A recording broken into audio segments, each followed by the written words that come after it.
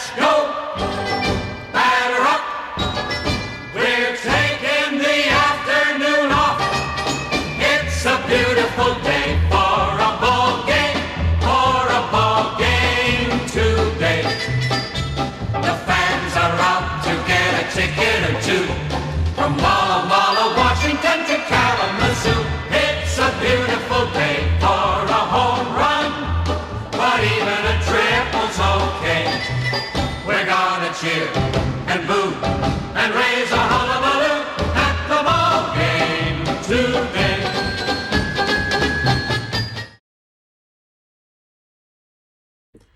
Hey everybody, it's me, Rick Acosta, the Dodger Card Collector, coming to you with another video.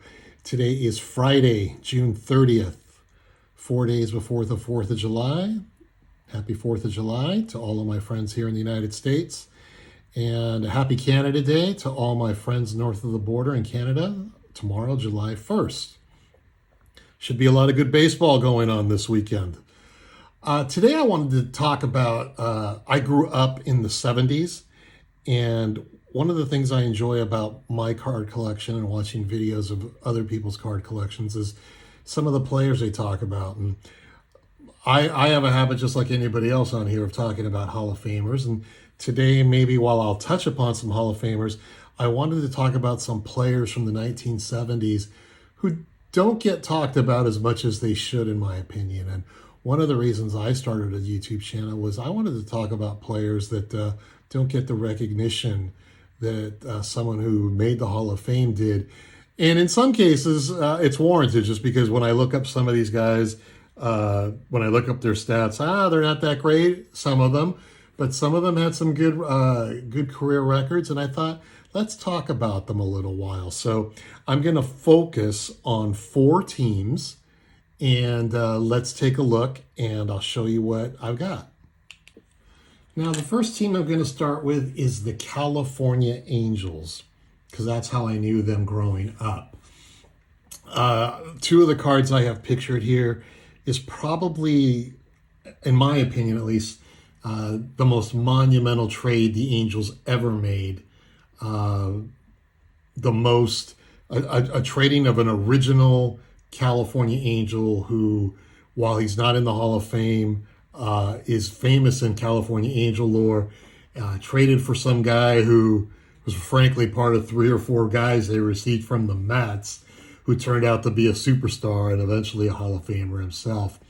The first player I wanted to talk to you about is on the left, featured in his 1971 Topps card, is Jim Fregosi. As I mentioned, he was an original California Angels drafted from the Boston Red Sox in the 1961 expansion draft. Fregosi played with the Angels from 1961 through 1971. He was a 6-time All-Star. And on December 10th, 1971, he was traded to the New York Mets for several players, including Nolan Ryan, featured here on the right in his 1971 card on the New York Mets. At the time, it was kind of a big deal for the Angels. The Angels just weren't a very good team. They hadn't achieved any post-achievement success. They had some decent players like Fregosi. They had an all-star second baseman in Bobby Knopp. They had a potential Cy Young Award, or they did have a Cy Young Award winning pitcher in Dean Chance, but they traded him to Minnesota. The Angels had a habit of getting half-decent good players and just not holding on to them, and they weren't a very good team. And by 1971, they basically, Harry Dalton had taken over as general manager, former Baltimore Orioles general manager, and he kind of wanted to make a splash. So he traded away Jim Fregosi, which in its day was going to be a big deal for the Mets. He was going to be the starting third baseman. He didn't end up doing much for the Mets. I think he lasted a year, maybe 2, but I think a year in New York before he moved along to Texas. Nolan Ryan, on the other hand, he became a superstar. 4 no-hitters with the Angels, strikeout leader 7 of the 8 seasons with the Angels, and that included 383 strikeouts. That's still a record. He did that in 1973, breaking Sandy Koufax's record of 382. Before the 1973 season, Bill Singer came over in a trade with the Dodgers, along with Frank Robinson and Bobby Valentine, in a move that sent pitcher Andy Messersmith to the Dodgers. Singer had pitched a no-hitter in 1970 with the Dodgers and won 20 games with the Dodgers in 1969. And he also pitched in the 1969 All-Star Game. But after 3 straight losing seasons, marred by injuries, and he had hepatitis, Singer was sent to the Angels, where he won 20 games, and he made his second All-Star appearance. Nolan Ryan was starting to become a good pitcher at this point. He finished 1972 with 19 wins, and in 1973 he pitched the first of his 4 no-hitters with the Angels. He had 7 no-hitters total. Now, by 1975, the Angels had actually put together a good starting staff. On your left is Frank Tanana. He was the Angels' first-round pick in 1971. He pitched 8 years for the Angels from 1973 to 1980. Tanana and Ryan formed one of the toughest pairs of starting pitchers in baseball. He won the strikeout title in 1975, the 1 year Nolan Ryan didn't win while he was with the Angels. He also had a league-leading 2.54 ERA in 1978. And unfortunately, he pitched well for Angels teams that didn't have enough hitting. Injuries eventually began to take their toll on him by the end of his tenure with the Angels. And he changed his pitching style from relying on a hard fastball to throwing a repertoire of slower pitches using deception to get hitters out instead. Eventually, Tanana went on to pitch with the Red Sox and the Rangers, and before he had success again with the Detroit Tigers in the mid to late 80s and also in the early 90s. By 1975, Ed Figueroa had also arrived on the scene for the Angels. So the Angels had a nice staff here with Nolan Ryan, Frank Tanana, Ed Figueroa. Figueroa pitched 2 seasons with the Angels, and his best season being in 1975, where he won 16 games. He pitched so well that he was traded after the 1975 season, along with Mickey Rivers, to the Yankees in a trade that brought Bobby Bonds to the Angels. Now, Figueroa did most of his damage with the Yankees. He had 3 very good seasons with the Yankees, winning 20 games in 1978, winning 2 World Series titles in 1977 and 1978. Unfortunately, Figueroa suffered an arm injury in 1979, and by 1981, he was out of baseball. As we turn our attentions over to the San Francisco Giants, I'm specifically going to talk about their outfield. The Giants had always been kind of famous for their hitters, Willie Mays, Orlando Cepeda, Willie McCovey, just to name a few, and they weren't outfielders. But the Giants had a decent outfield even as they transitioned from the Willie Mays era over to the teams of the 70s. Now, while these teams didn't have any, while the 70s teams didn't really achieve any postseason success, they did appear in the 1971 playoffs. They did have a good outfield that turned out to do most of their good work with other teams, but I wanted to take a look at them as there were some very good players that I wanted to talk about. Now, by the late 60s, as Mays' career began to, what I would say, called winding down, he was no longer putting up the great numbers he was putting up in his earlier years. Bobby Bonds came along, and this was one of the first great or very good Giants players that I remember growing up. I felt that he was a great ball player the first few years I watched him on the Giants. He was a 3-time All-Star and a Gold Glove winner. He hit 30 home runs 3 times for the Giants. He was a really good all-around ball player, and he was almost the first member of the 40-40 Club in 1973, hitting 39 home runs and 43 stolen bases. One of his problems was he did tend to strike out a lot. I think at one point he did hold the record for most strikeouts in a season. Now, after the 1974 season, Bonds met Giant owner Horace Stoneham at Stoneham's office, and the two talked about the past year and a possible new contract for the next year. But as the discussion continued, Bonds and Stoneham began to argue, their voices becoming louder and louder. After Bonds left, Stoneham still seethed. "He's finished," Stoneham said. "He'll never play another game for me." Soon after, Stoneham dangled Bonds on the trade market. The New York Yankees offered Bobby Mercer, and then when Stoneham told the front office people about the possible trade, they begged him not to go through with it, but he ignored their advice. And on October 22nd, 1974, the trade was finalized. Now, besides the argument with Stoneham, there may have been another reason for the trade. And the Giants were certain that Bobby's career would end prematurely because of the drinking, said Glenn Dickey, a reporter for the San Francisco Chronicle. Now, Bonds would go on to put on big numbers with the Yankees, the Angels, the White Sox, and the Indians. But he would only play 1 year for each team, the one exception being the Angels for 2 years. Now, although Bonds had an excellent career, his legacy suffers because managers, executives, and writers thought he should have achieved more with his talent. The talent and the fact that Mays and Bonds were teammates led writers to label Bobby the next Willie Mays. Now, the comparison set expectations so high, it was impossible for Bonds to attain them. After his playing career, Bonds coached for the Indians from 1984 through 1987. And then after he was fired, Bonds finally recognized drinking was ruining his life, and he joined Alcoholics Anonymous. He had been sober for over 4 years when he returned to baseball as a coach for the Giants, under his friend and former neighbor, Dusty Baker.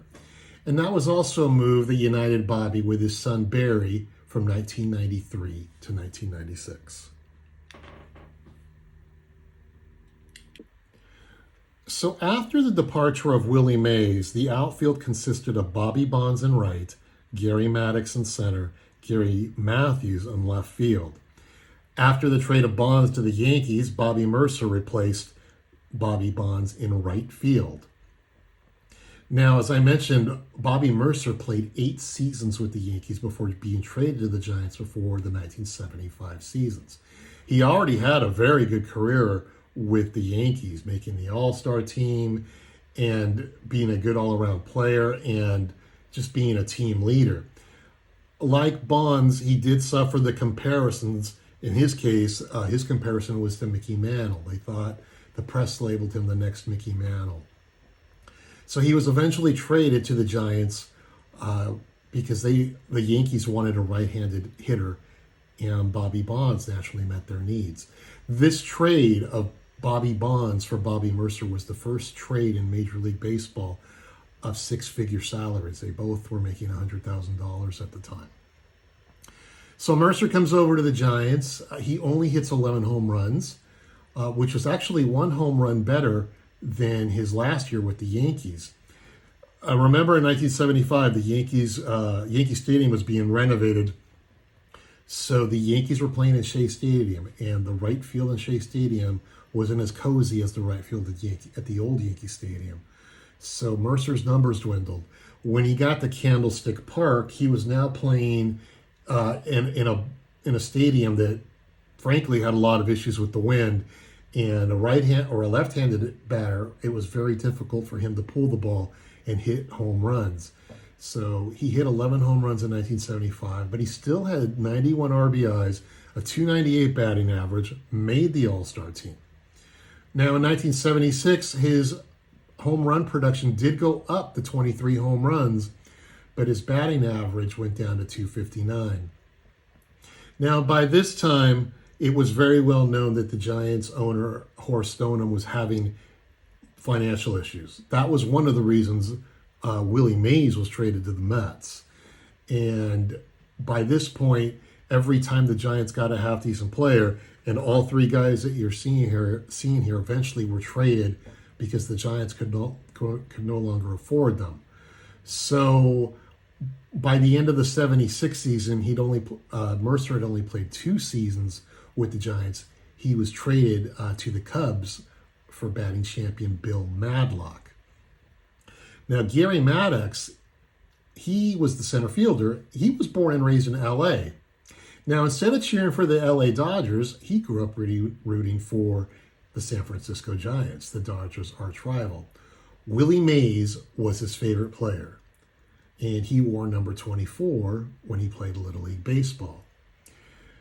Maddox signed with the Giants, went through their minor league system, and then he went to the military, doing a stint in Vietnam. After his term ended, he returned to the Giants minor league system, and finally on April 25th, 1972, he was promoted to the big leagues by the Giants. And believe it or not, in San Francisco, he replaced Mays as the Giants center fielder. Mays would be traded to the New York Mets on May 5th. Now, he started 3 seasons with the Giants, but he really didn't become very well known until he got traded to the Philadelphia Phillies, where he won 8 Gold Gloves. He also won the Roberto Clemente Award in 1986, and I should add that he won a world championship with the Phillies in 1980. Now, Gary Matthews on the left, he played 5 seasons with the Giants, and he won the 1973 National League Rookie of the Year. His best season was 1976, where he had 20 home runs, had 84 RBIs, and had a .279 batting average. But like the other players, by this point, free agency had arrived, and there were no way the Giants were going to give him any type of a big salary that he was looking for. And he ended up signing with the Atlanta Braves as a free agent before the 1977 season. So we've spoken about the Angels pitching, the San Francisco Giants outfield, and now we're going to talk about the Pittsburgh Pirates outfield. Obviously, when you talk about the Pirates outfield, it starts with Roberto Clemente, Willie Stargell. They get talked about all the time. They were in the outfield in the 60s and in the early 70s, and then we began to see a change in the early 70s. Clemente and Stargell were 2/3 of the outfield, and there was always fluctuation as the third member, the late 60s and the early 70s. At one point, Matty Alou was in the starting outfield. At one point, Vic Davalillo was in the starting outfield. And then finally, Al Oliver came along and took over in center field. Stargell playing left field, sometimes playing first base. And in right field was Roberto Clemente through 1972. Unfortunately, as we all know, Clemente passed after the 1972 season, and there would be some changes in the outfield after his death. After Clemente's death, for the first season, maybe season and a half, the outfield consisted of Willie Stargell in left field, Al Oliver in center field, and Richie Zisk in right field. Eventually, Stargell would move to first base as Bob Robertson kind of became expendable at first base. And at that point, the Pirates brought in a young minor league prospect by the name of Dave Parker. And this became the Pirates outfield, and the part I wanted to focus on, because this was really the outfield I remember for the Pittsburgh Pirates in the mid-70s. Richie Zisk in left field, Al Oliver in center field, Dave Parker in right field. I always felt this was kind of an underrated outfield. It wasn't talked about much. The Pirates' glory days had kind of ended, but they were still winning Eastern Division championships in the mid-70s. So they were still a good ball club. Richie Zisk, he played 6 seasons with the Pirates. He had a .299 career batting average the 4 seasons that he was the starting outfielder. Eventually, he was traded to the White Sox for relievers Terry Forster and Rich Gossage. But in his years with the Pirates, he was a solid ball player. Now, Al Oliver, he was a 3-time All-Star with the Pirates. He played 10 seasons with the Pirates, had a career batting average of .296, nearly 1,500 hits. He's very close to 3,000 hits. He's not a member of the Hall of Fame, and I know there's a lot of people out there, and I think I'm included here, that feel that Al Oliver should be in the Hall of Fame. Definitely another guy that deserves mention is the guy on the right, Dave Parker, National League MVP in 1978. With the Pirates, he was a 4-time All-Star, 3-time Gold Glove winner, a 2-time batting titles champion in 1977, where he batted 338, and 1978, where he batted 334. Parker finished his 11-year career with the Pirates with a batting average of 305, 1,479 hits. And this guy could do everything. From the time I remember him, I would say from 75 through 79, he was the best player in baseball. Great outfielder, had a cannon of an arm, had a very good glove. He could hit for average. We already noticed that with the batting titles. He could hit for power. He could run.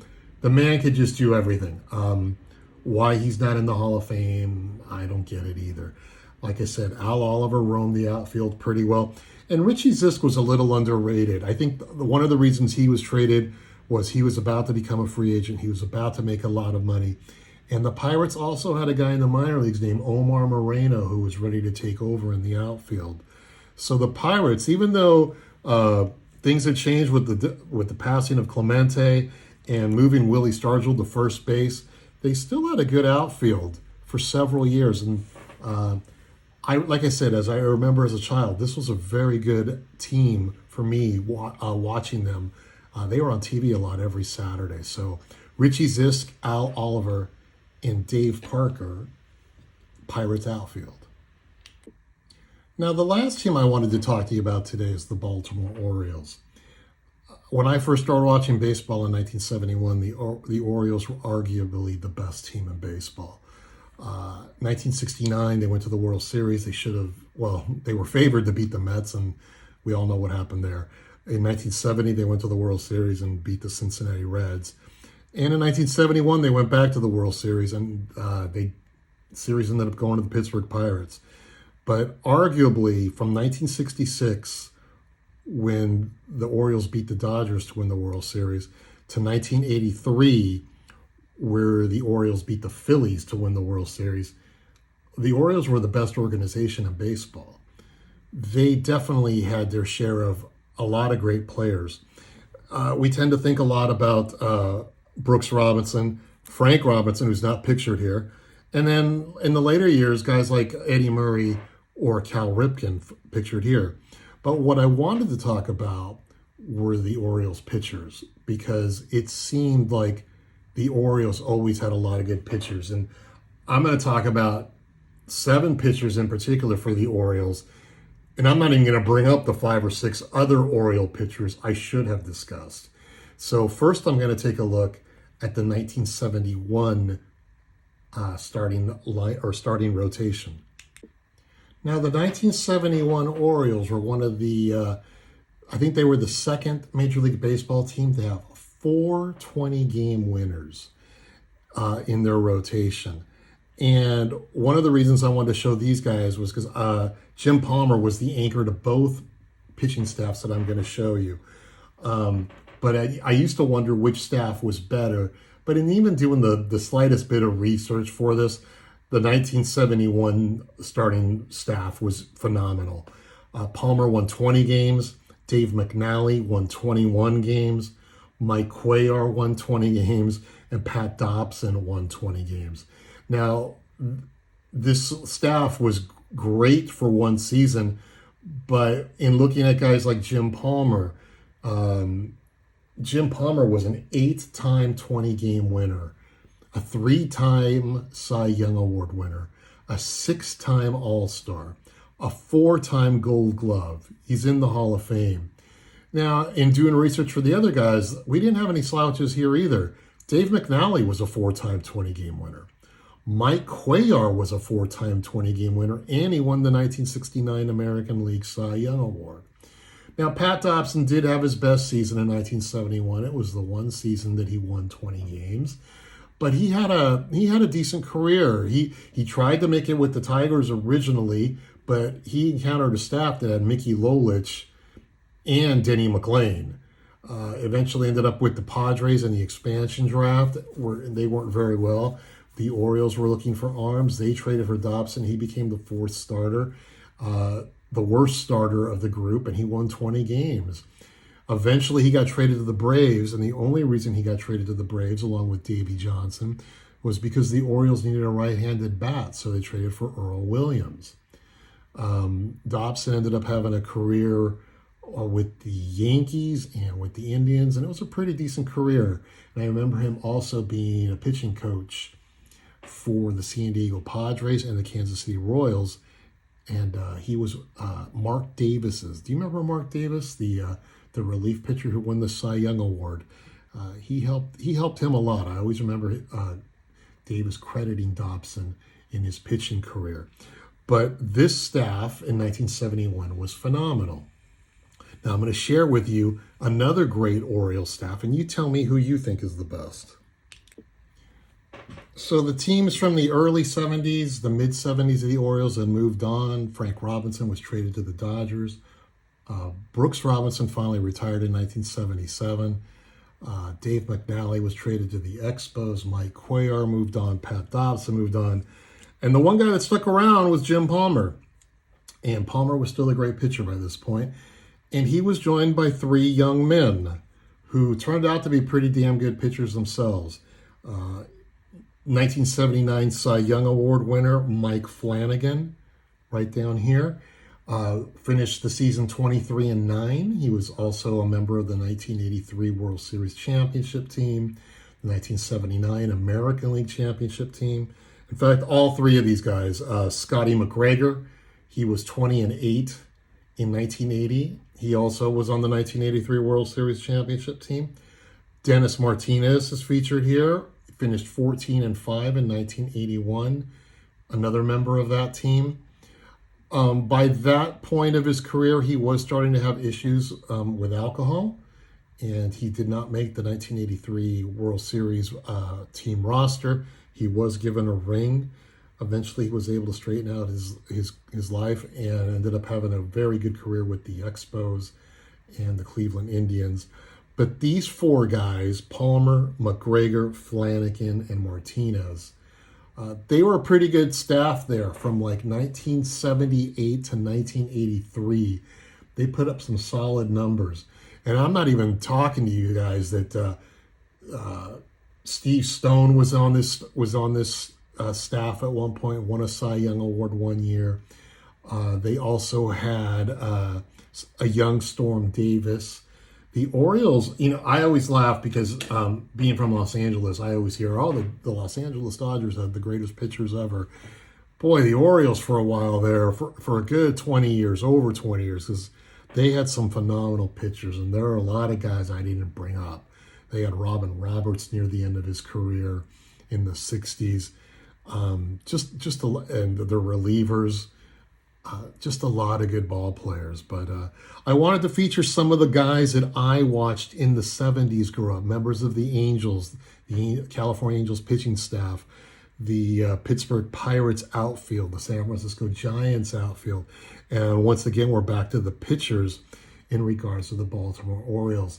These guys were all players that influenced me in watching and even in card collecting. I wanted to have their cards. So wanted to present this to you today. And if you guys stuck around, thanks so much. Thanks for always watching. And we'll talk to you next time.